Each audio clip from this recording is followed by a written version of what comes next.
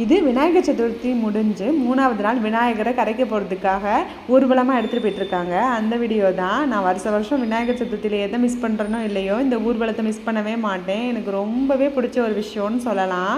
நான் ஒரு விநாயகரையுமே அந்தந்த ஏரியாவில் வச்சுருந்த விநாயகர் எல்லாத்தையும் வரிசையாக அந்த டைமிங்க்கு எடுத்துகிட்டு வருவாங்க. ஈவினிங் டைமில் ஒரே குளத்தில் கரைக்கிறதுக்காக எடுத்துகிட்டு போவாங்க. பார்க்கறதுக்கு ரொம்பவே நல்லாயிருக்கும்.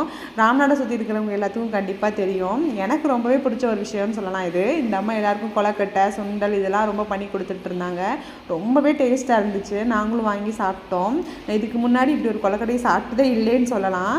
ஒரு பிள்ளையாருமே யூனிக்காகவும் அழகாகவும் சூப்பராகவும் இருந்துச்சு. என்னோட பையனெல்லாம் கையிலேயே பிடிக்க முடியல, பயங்கர ஆட்டம். இது எனக்கு ரொம்பவே பர்சனலாக பிடிச்சிருந்துச்சு. ஒரு கம்பீரமாக ஒரு டிஃப்ரெண்ட்டான லுக்கில் இருந்துச்சு. இந்த பிள்ளையார் பார்க்குறதுக்கு நின்றுட்டு கத்தி எல்லாம் வச்சுட்டு நல்லா இருந்துச்சு. ஆனால் பயங்கர ஆட்டம், பசங்கள்லாம் ஆட்டம் பயங்கரமாக ஆடிட்டு இருந்தாங்க. இந்த பிள்ளையார் தொட்டியில் வச்சு அப்படியே ஆட்டிட்டு அழகாக இருந்தது. இந்த பிள்ளையார் பார்க்க ரொம்ப டிஃப்ரெண்ட்டாக இருந்துச்சு. தொட்டியில் ஆட்டிகிட்டே அப்படி கொண்டு போனாங்க. இதான் லாஸ்ட்டாக வந்த பிள்ளையார்.